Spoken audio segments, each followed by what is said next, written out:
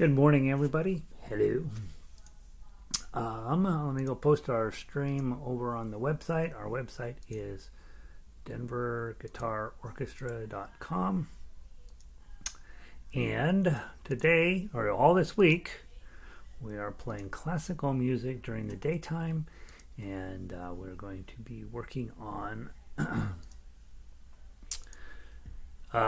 some not exactly entry-level classical music, but certainly not super tough pieces. It's a little different style of play than we usually do. Usually we do straight up finger style, which is grab the chord and make adjustments to it to fit the melody in. And what we will be doing this week is whatever the paper says. And so it's a little different style of play. Equally fun, I think. And I've posted the music with tablature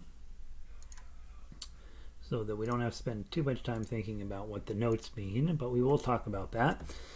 Segovia exercise, these have great names. That's the beauty of classical guitar. Named like exercise 13, Moorish Dance, prelude number 9, Torito, lesson number 61. So they are not super famous songs, but they are all of them very pretty. So it'll be fun to play, I think. New page. Let me make sure the link is working properly. If you are wandering into the room, let me know if the sound is good. We've been having some pretty good luck overall with the sound these days. And the only thing that's been weird lately is that the delay in the stream has been surprisingly delayed. So while everybody's getting settled in, I'm going to go tweet our activity today. Denver Guitar Orchestra.com. Wait for that to pop up, and then I'll put the logo on. Let's go up. Guitar, Denver Guitar Orchestra, and tweet. All right, and there we are. All right, so we're officially tweeted.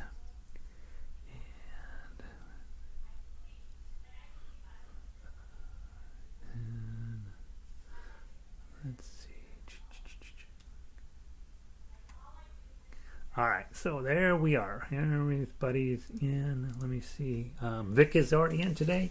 Sound is good. It's cloudy up in Eugene, she says. And so good to have you here, Vic. Nancy made it in. Sound is good. Have you emailed the new Beatles songs? I have not emailed the new Beatles songs. In fact, Nancy, if you'll toss me an email, I'm going to do that this afternoon. I may not be all three. I've played through all three of them, and I'm still making, I still noodle in trying to get the best playability out of each of them. But if you'll send me an email that you need those, I know that I think I got an email from Evelyn already, and one from Christy, and one from Monica. So I got a few of them. You guys requesting those? Toss me an email. That'll be the fastest and easiest way for you to get that. That way, when I finally get all three of them ready to be posted, I'll just toss them on email, and it's real easy to copy all of you guys with the new sheet music. Strawberry Fields, When I'm 64, and something are all in that. Will be in that packet. Evelyn says, "How was the snowfall?" Yeah, we had. They're calling it the fourth worst snow in Denver history. I've been through some of the others, and this was not. This was a little different. The snow depths were not as dramatic as we've had in the past, but the problem was the wind was blowing sideways almost the entire time, so the drifting was really quite dramatic. And so people who didn't get the message and still had to be out on the road, a lot of them got stranded, like sitting in the middle of a highway last night. So hopefully everybody's okay. But yeah, it was definitely felt like a pretty unsafe kind of storm. And so yeah, it's not definitely one of those things where you're like, oh my gosh, I don't know if I like this very much. Let's see. I think I set up a new section on my computer here for these new songs. Let me see what I came up with here. Storage, download, Metro. I did. Okay, good. So let's start with the Segovia Scales today. And 63 degrees and partly cloudy in Cuenca. Yeah, you're winning, Evelyn. You're winning. So let's grab this Segovia Scales this morning, and let's warm up with those. And then I'd kind of just like to start working our way down that list. I think I told you guys last week I was supposed to have a dental exam today, so but that obviously got canceled. You can't drive around in town right now. The snow is, if you have a normal car, you won't make it. A lot of the 4-wheel drive guys can still get around, but my Mini Cooper isn't going to make it through the snow.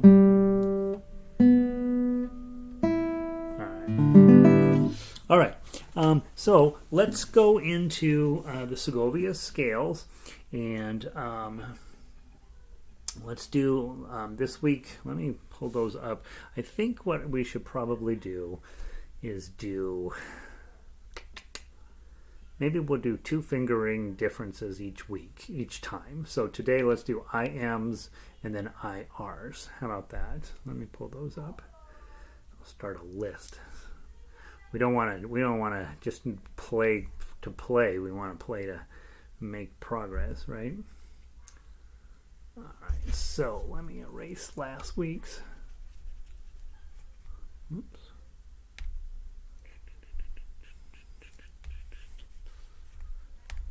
It's not liking me today. All right, so Monday we're going to do IM and IR. Index, middle, and then index, ring. So let's try that. Let's go all the way up to the top, all the way back, and then immediately switch it over from index, middle to index, ring, or IA, as they say in classical guitar. From the top, 1, 2, 3, 4.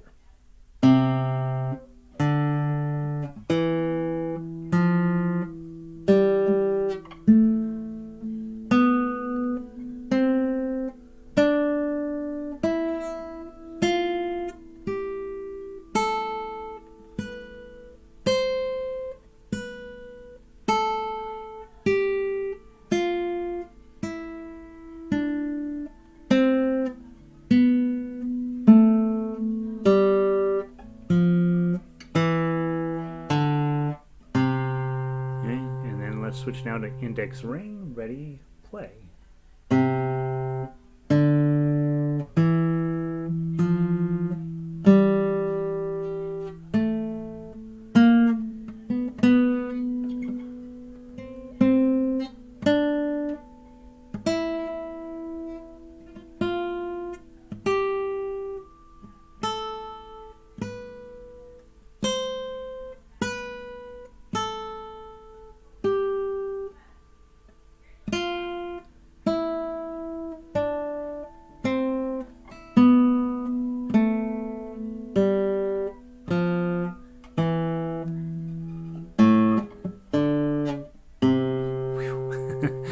Way harder than index middle. All right, so there's index middle and index ring. I think we'll just keep doing that throughout the week. We'll pick 2 different fingerings, and then we'll go through each day and do a couple of different ones. One will always be harder than the other, and we'll just kind of get us moving forward. Morning, Pauline. Glad to see you. All right. So now let's go grab off the list today. Let's grab exercise 13. Now, if I remember right, we didn't talk about these at all last week, and we talked about that I wanted to do them, if I remember right. And so let's go grab exercise 13, and this is obviously in the book or in the list of ones that I could have picked for the auditions. This was by far the easiest one. And so let's talk about what I did. Was I took the original sheet music, which just had the sheet music, just had the standard notation, no chords and no tablature, and I went ahead and set that up for us to get us thinking about how classical music is a little different than fingerstyle. In fingerstyle, we really do build our motions around the chord shape, and in this case, this also plays a role in this, but It's much the relationship between chords and what you're actually going to be playing is a little less one-to-one. It's a little bit more what should I say? How am I trying to say this? The chords are still there, but you may or may not be paying a whole lot of attention to how they're working within the song. Now, in this song, it works out pretty smoothly, but not in all classical music. And I'm often surprised how it seems like we're playing in A minor, but none of the fingering seems to work. And Lesson 61 is one of our songs, and it's amazing how the chord is a G, but there's an A note in the bass, and you're like, I don't know what this guy's doing. So let's start by grabbing the A minor chord just to see how many notes we would get here. The other thing with all of these this week is we won't be really doing any strums. We will be doing all claw shapes, so it's a good chance for you to be working on that just a little bit. So if I grab that A minor shape, my first three notes are 2, 0, 1, 3, and so that's going to be index finger over here, and you're already holding down the 2, and then you're going to lift up your 3 to get a 0 there. I'm sorry, you're going to lift up your 1 to get the 0, then the 1, and then pinky on the 3. So your first 4 notes are, and you can hear that, right? You're like, oh, I know what's going to be happening next. And then just leaving your A minor on allows you to play this whole next section. Ring on the 0, and then 3 thumbs. Drop your index finger down to play the 1, and then put it right back. Okay. Now, officially underneath there, at the end of measure 1, there is a D minor chord. That's what's really going on, but you don't have to grab it because you're only making one change, and your thumb, usually if you're in D minor, you're going to see that thumb drops down to the D string, and then of course you'll need to move your A minor shape out of the way. But in this case, the way it's written, you can just play it the way, just continue holding your A minor through that section. So from the beginning, ready, play.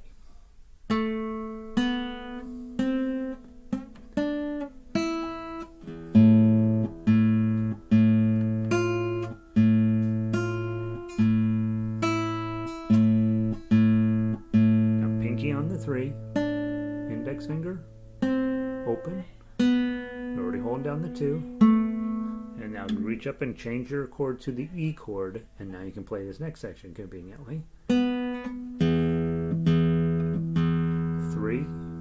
on the second string, that's your D note, and then take it back off, and then drop right back down to your A minor like we had before. Use your middle finger to play the 1. Already holding down that 2, so we're going to repeat the same idea. Start with your index finger on your right hand, pinky, open, drop your 1 to the first string, and put your A minor back together. And then here it does make a little bit of sense to think about possibly dropping down to the D minor shape, because you're going to grab the 1, then the O, and then the 3, which is part of your D minor shape. Move your index finger up, and then the 0 with your thumb, and then 1, 3, 1, 3, 1, and then O, E chord, but you don't need to really put the E chord on. 1 O, and then put your A minor on. And your thumb hits this A chord. Okay, so we have very little motion here, but getting a whole lot of music out of it, and should make a whole lot of sense based on the other stuff that we've worked on over time. I have a haircut tomorrow. I did not know that. All right, I'll have to look at it. I didn't even know that was on the calendar. All right, let's try it one more time from the top, very slow. 1, 2. Oh, it's a 2-beat counted. 1, 2.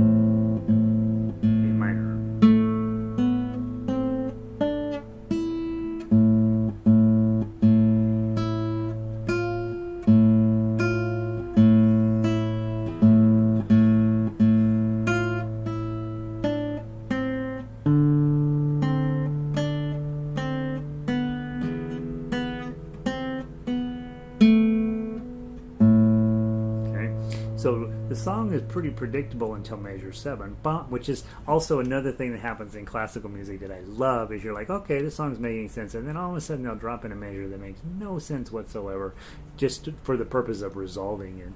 And so let's play it a couple more times. Warren, good morning.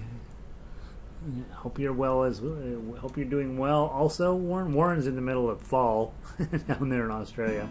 We're in the middle of winter here in the United States.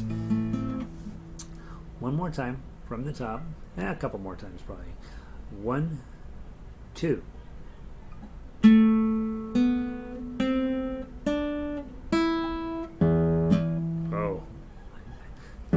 Grab the E chord, it's an E string. It sounds okay, but it's not right. From the top. 1, 2.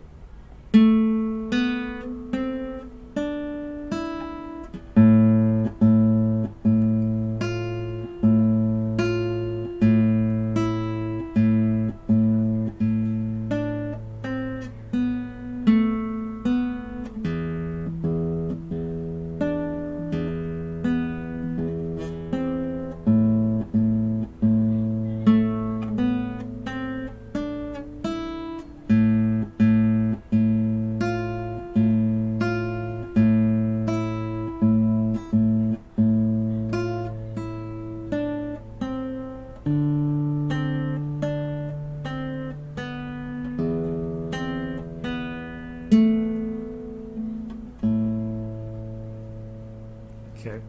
Now, so this is what you got. If you look at the standard notation, it looks crazy, right? You got a little run at the beginning, and then it's point, point, point, point, point, point, and then a little run down, and then point, point, point, point, point, and then a little run up, point, point, point, point, point, and then a little run down, and then something crazy at the end that doesn't fit into with the rest of the song. So now my next thought is, okay, as a guitarist, what do I want to do with those notes? And being able to play, I know I can play them, right? Well, you guys can play them too. This is no more complicated than a lot of the other stuff that we do. A little more thumbsy than some of the other arrangements that we've played.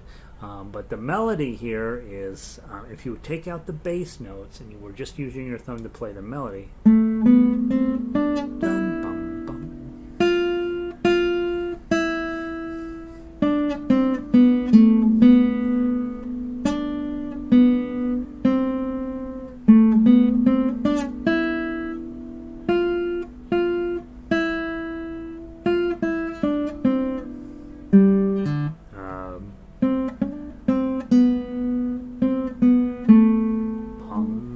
so the melody there is pretty cool, actually. I'm not sure whether to include that D in that melody at 7.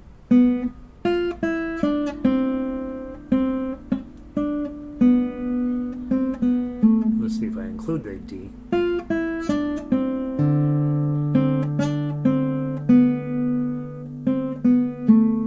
Yeah, so that D probably feels like a melody note more than a bass note I'm playing through there. So I'm thinking about, okay, so is this song happy or sad? Well, it's in A minor, and it definitely has kind of a sad feel to it, and it sounds like it's, something's going on that we don't know the whole full story of here. So I kind of want to attack it as a little bit slow and a little bit sad. It says quarter note equals 69. That's pretty slow for a piece of music, and so we're not supposed to rush it. Let's see, Warren says, last week I had the air conditioning on. This week it's cold and I had to start wearing a jumper. So things are changing dramatically in Australia, right?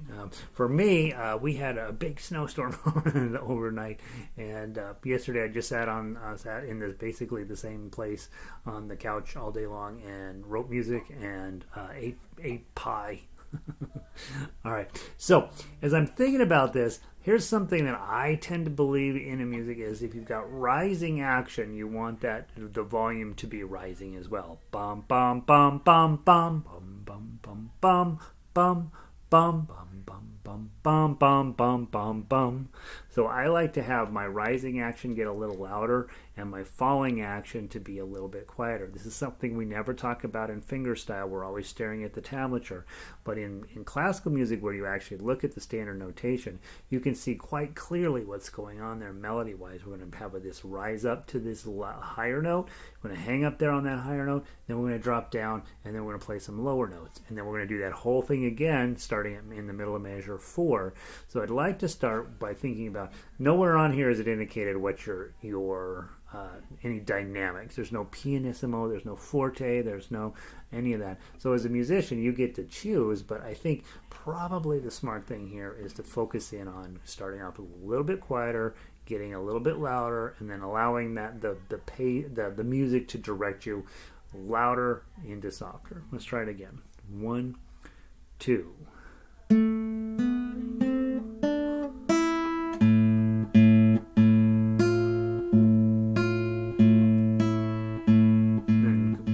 Down.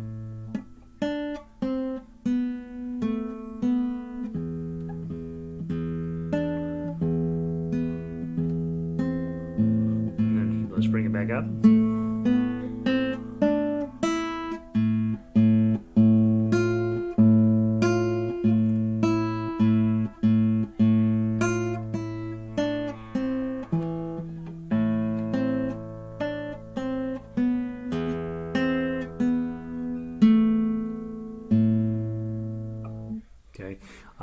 So that would be my thought. I don't think I played it particularly well. That D note in measure 7 is eating me up. So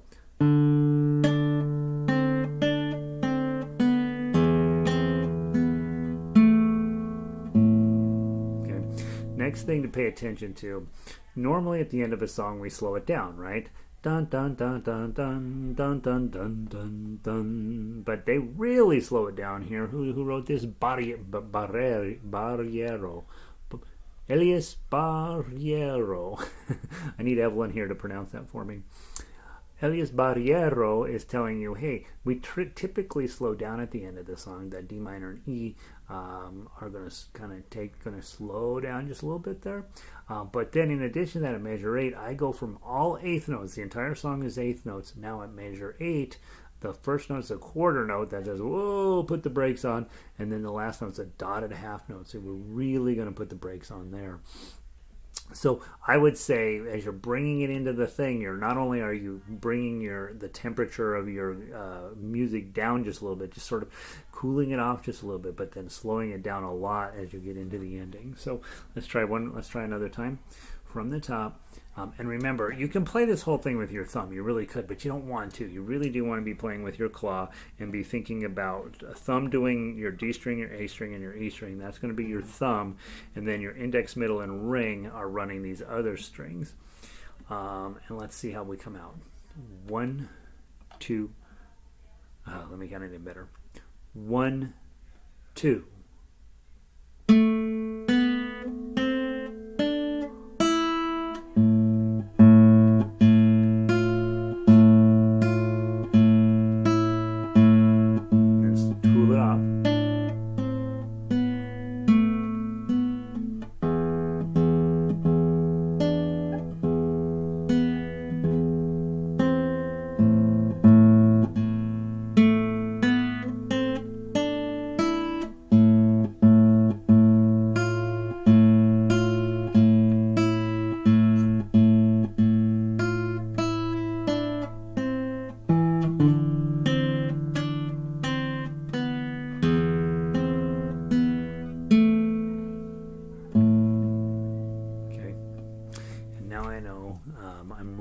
blowing that D because I'm not switching to my D minor shape. And so I made myself a note. I'm going to get it right yet. All right, so pretty little tune, right? Only 8 measures. Typically, if I was arranging this, boy, I'd have you go back half a dozen times, and I would definitely toss in some chords here, and we'll do that in just a second so you can see what an arranger might do with this piece of music. But we're assuming that everything I was on here is untouchable. Let's play it one last time, and then we'll talk a tiny bit about when you get a piece of music, how to kind of jazz it up just a little bit. All right, from the top, 1, 2.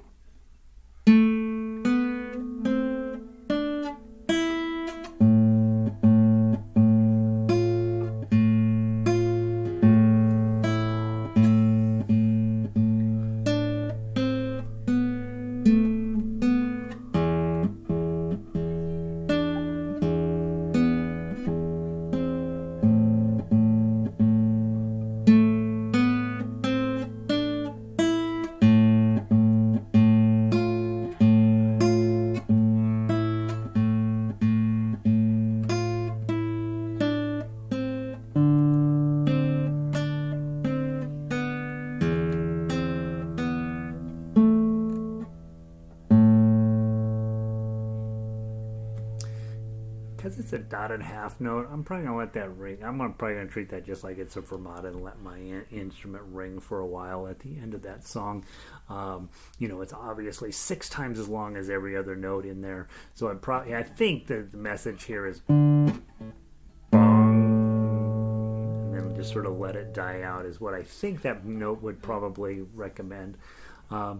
So the other thing, because it's all 8th notes, we're trying to keep the pacing steady. Bum bum bum bum bum bum bum bum bum bum. Right, and so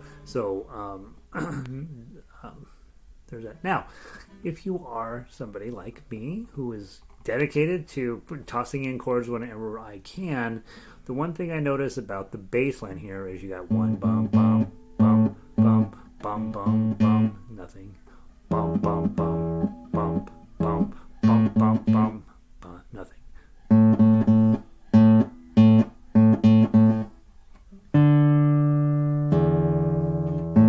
Okay. So the bass notes aren't really adding dramatically to this song in any significant, meaningful way, other than to give your thumb something to do.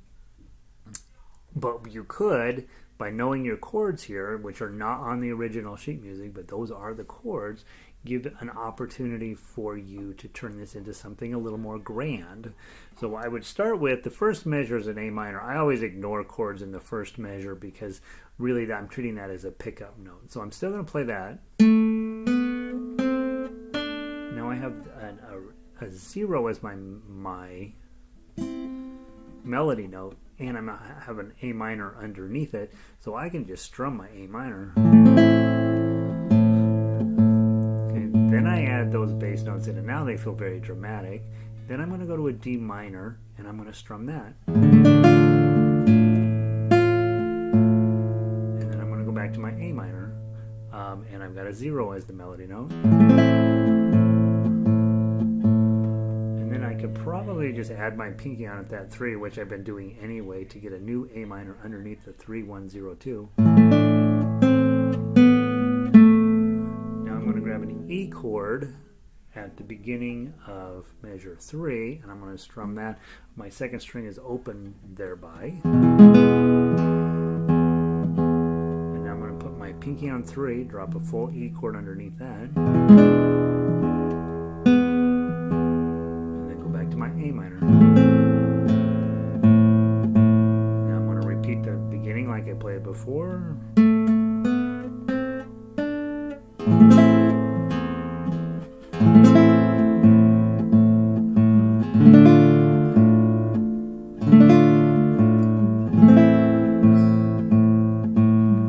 then here's where things will get interesting. I'm going to put my D minor on, change it to a 0. Grab that 3 I'm already holding down, and then back to my full D minor. But I'm only going to hit. I can only hit these 2 strings, the A and the D, and so I might not hit the A. And then I'm going to hit 1, 3, 1, and then I'm going to hit an E chord. Doesn't help to hit the E chord there, and then 1 O. Back to your A chord. Okay, so the D minor chord there, and the 2 chords in 7 are not going to be helpful, and so I'm not going to use those chords there. I'm not going to use the chord in measure 0. I'm going to use all of the chords throughout until I get to measure 7, and then I'm not going to use the chords. So let's try that. Let's figure out if that makes any sense. 1, 2.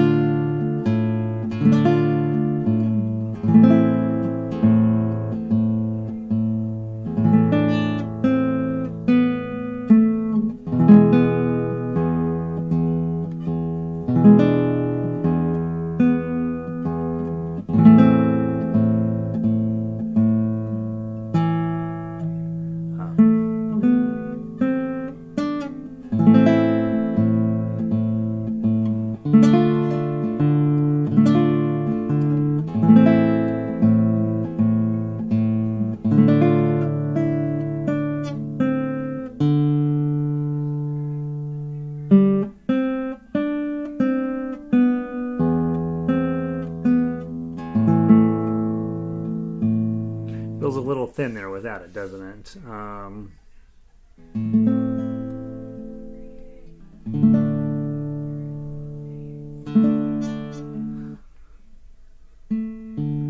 Not a lot you could do about that, though. Then I'm probably going to really hammer that D.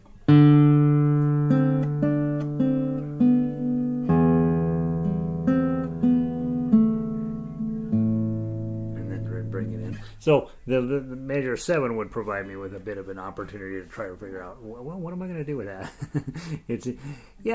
And so the idea here is we take the piece of music for what it is. Eight measures, meant to be an educational piece. We try to learn everything there is to learn about that, and then we try to bring our skills that we have from our other guitar life, which is usually chords, and say, all right, what can we do to make this our piece? And that's gets into arranging, and that's what I do all day long, and I toss those out. I think I'm pretty good at it, but it's in classical music, they would probably frown upon. I don't know if they'd frown upon. I would say that it's not typically done. People are pretty like, oh, this is the piece of music. I want to do it exactly what's written on the paper as best I can.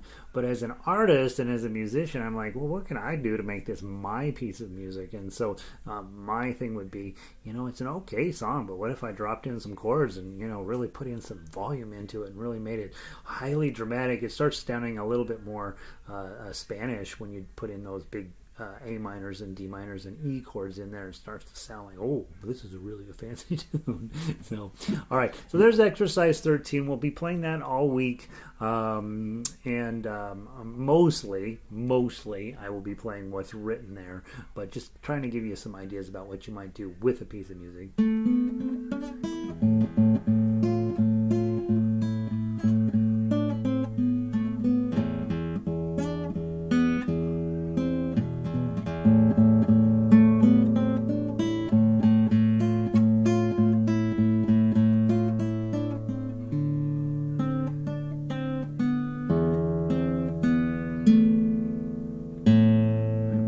That's the other thing I don't talk about a lot, is when you feel like you got a piece, crank the speed way up on it. Find out where your places are that you're going to struggle, and then work on those areas. So in that case, I played it much faster than we've been playing it, and still measure 7, right? That's where my trouble is going to be. So if I'm sitting down to practice, I'm thinking I want to use my practice time effectively.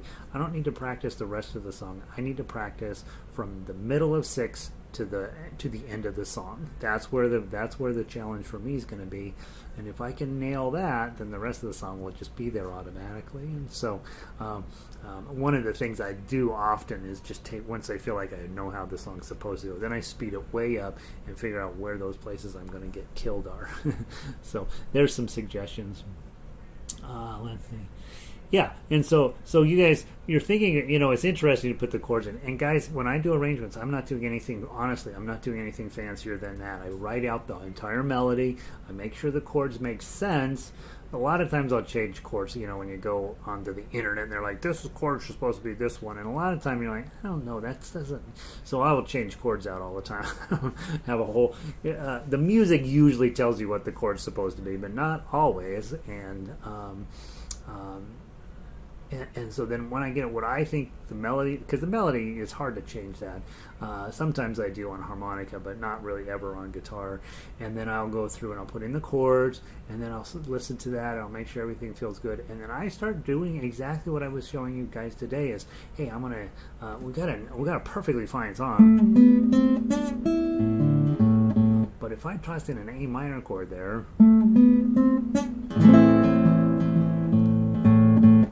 oh, that's way better.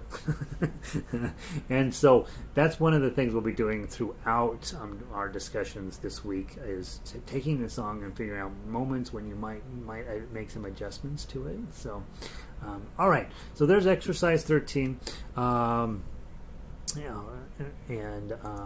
did get all of the songs posted on the website this week, and so we'll be spending all of our time on those things throughout the week. let's go. Moorish Dance is much harder, so let's go take a look at it real quick before we wrap up today. Again, you're in A minor with D minor and E's. Now, for those of us, we talk about this often with folk music, but here we are with classical music, and look what your chords are. A, this is on your thumb, then you would skip A, skip B and C, you got a D, and sure enough, D minor is hanging out just as expected, and then E is hanging out also. So really, again, you're in 1-4-5 pattern, which is classical folk music, and you'll see that throughout classical music. Classical music makes a lot of sense because it tends to follow that 1-4-5 rule as well. This one, obviously, I'm always probably going to start with my chord on and my claw on, and then this one, you know, you have this choice. You've got 0 on the A string, then 2-3-0 on the D string. I'm probably gonna play thumb with that.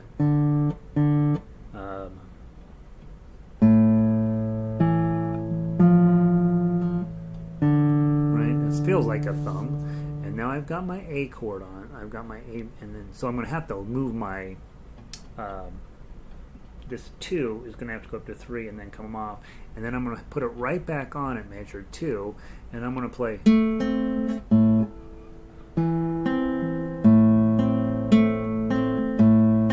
Okay, so that's just an arpeggio pattern, guys, and you can tell looking right at the sheet music, the standard notation. It says here's a pattern, and on the measure 2, it's really a Travis picking type pattern where you're going to play your 2 and then your middle finger and then change your thumb and then play your middle finger and then go back to your 2.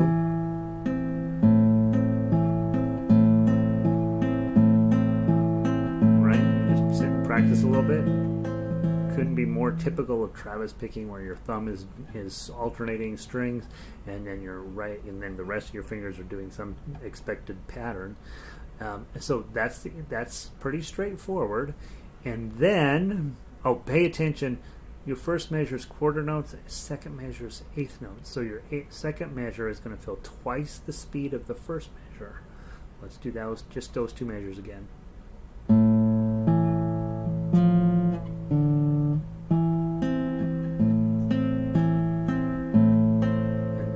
To an E chord, I'd grab it and then probably thumb again, and I think I'm just going to do my ring finger 2-3-2, and now you're already on here. Now you're going to have to add your pinky here to get the 3 on the second string. Doesn't that sound cool? Okay, so that first line is, they're just mirror images with different chords. So do your A minor, and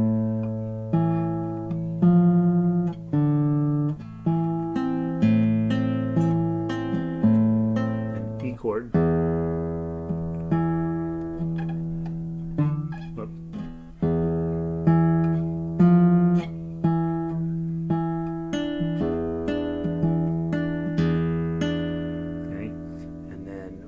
measure 5, now something, it looks different even on the paper, so I'm going to go to I'm still holding my E chord, go and grab that 2, slide up to 3, I've already got a 1 down on that third string, okay, so it's going to be middle ring finger 2, slide it forward to the 3, index finger on my right hand to pluck the 1, and that note right there, you can hear it. That apparently makes it Moorish sounding, right? Makes it sound exotic, not necessarily Moorish, but that G sharp there, okay? It's like, what? Okay, that's going to be this cool moment, and then back to your standard E chord shape, pinky.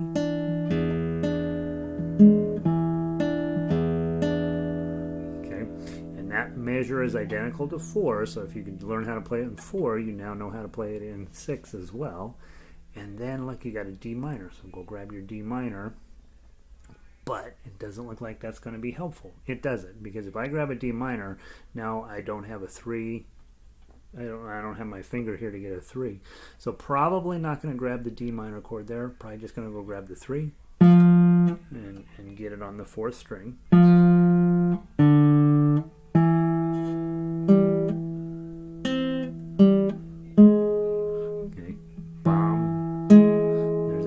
sharp again, being Moorish, and now put your A minor chord back on. And again, just that bum bum bum bum, but it's a different pattern because you can see the bass line rising on measure when you start that 0, the third note in measure 8. And then you're still on your A minor at measure 9, and it looks like we're going to repeat the same idea. Okay, that's another thing to pay attention to in music. When you get to measure 8, a whole lot of times that's the end of a thought. And so measures 1 through 8, most music, generally speaking, most of it's set up either in 4 measure patterns, 8 measure patterns, 16 measure patterns, or 32 measure patterns. It's very, very predictable, I would say, and it comes up quite often. Oh, glad you made it in, Elizabeth. I wasn't sure whether you hadn't read the email yet this morning, or whether you were having internet challenges. Yeah, at Northern Colorado, we got hit pretty bad here in Denver. Northern Colorado got shellacked. No, I'm glad you're here. All right, so again, measures 1 through 8. Anytime you get to measure 8, you might take a double check and you're like, I bet it feels like maybe the song's going to repeat. And sure enough, it really starts to feel very repetitive. There is a difference between measure 3 and measure 11. Measure 3 has an E and measure 11 has a D as the last note. But you'll see that a lot where the notes where things begin to repeat. Now there's only one note difference there, and so my tendency is, hey, I better go back and double check that I didn't make a typo there, because boy, that's weird. There's only one note that's different. It's probably correct, but I'm going to go back and double check the original piece of sheet music and make sure I didn't do a typo there. All right, so let's play the first 8 measures and see what happens. 1, 2, 3, 4.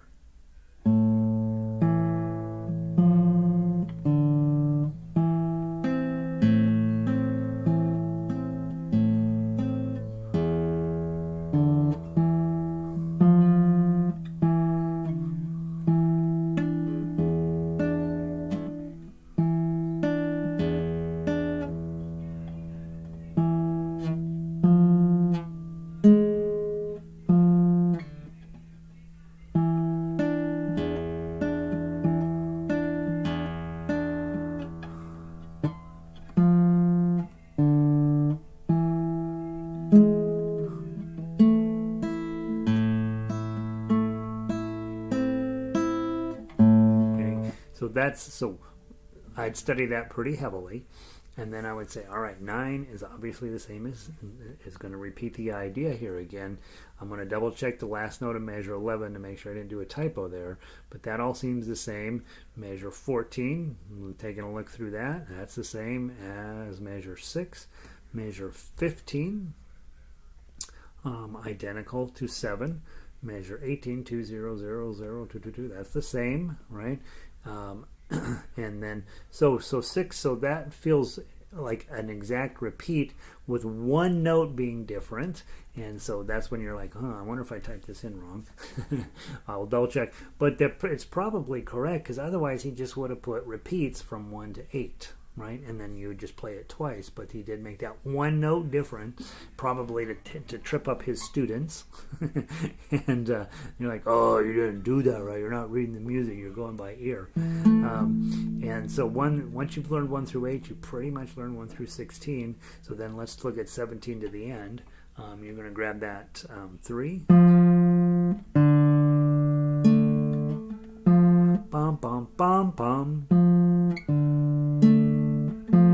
I wouldn't use a chord there. It's not helpful. And then I would go grab the E chord, because that is going to be helpful in 18.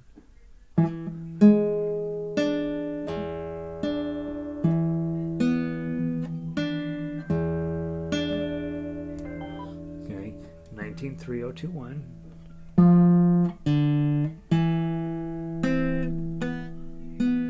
We saw that at measure 7. Okay, so it repeats measure 7. So does 6 repeat 2-3-0-2. So 18 is the same as 6. So what's happening here when you get to measure 16, it's different than any other measure we've seen before, but then he's picking up with a repeat of 6 and 7.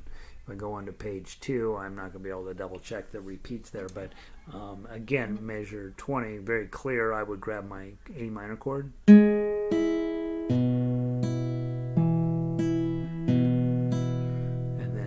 Again, 3-0-2-1.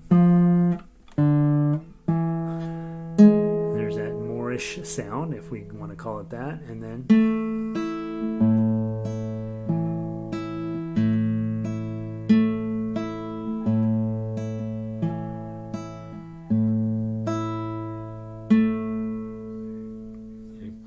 and with this one, now when you look at the ending here, unlike the other song, you do have a dotted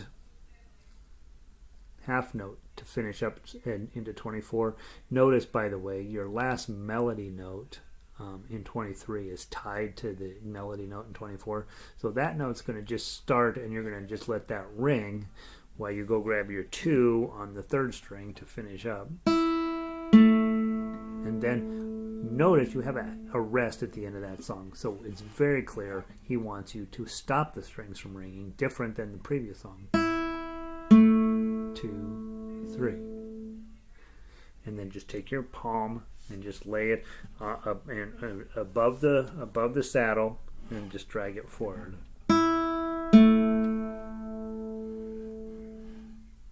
And stop it that way.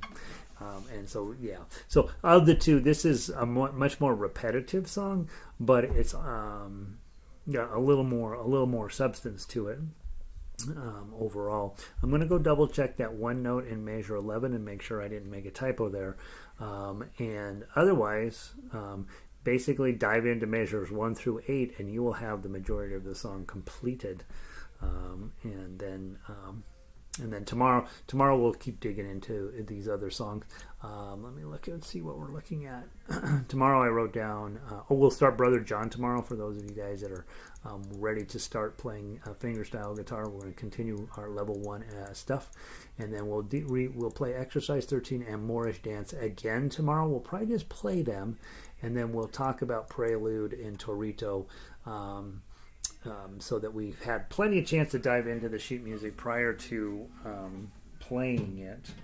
And again, with this style of music, you're really wanting to break it down into pieces and parts so that you don't just end up getting lost trying to make the song. Really find those technical skills that you need, and then turn that into your practice work. It's a much more efficient practice to find those areas where you really do need to practice, and that way you're not wasting time just trying to play the music. Once you can handle all the technical issues, then the song will just magically be there. So yeah. All right, Moorish Dance and exercise 13 today. Hopefully that'll be worth your time over the next few weeks to start digging into some of that. And we will, on every single song, be talking about what would I do if I was going to add some, and make this more exciting by pulling in the chords. This song really may or may not work necessarily. I see, because a lot of times the first note in a measure is very low, which doesn't leave you a ton of room to squish chords in underneath them. And so sometimes you might be like, maybe this just is not a chord song. So all right, guys, that's what I got for you today. Hope you're having a wonderful day. Evelyn, glad you are here. Pauline, glad you are here. Oh, you've got a meeting next. Okay, Pauline. Vic, thanks for being here. Warren, always good to see you, buddy. Nancy, thanks for being here. And Elizabeth, I'm glad you managed to survive that unbelievable snow that got dumped on your house. And anyway, we're off on our week. We're going to have a great week this week, and I will see all of you guys tomorrow.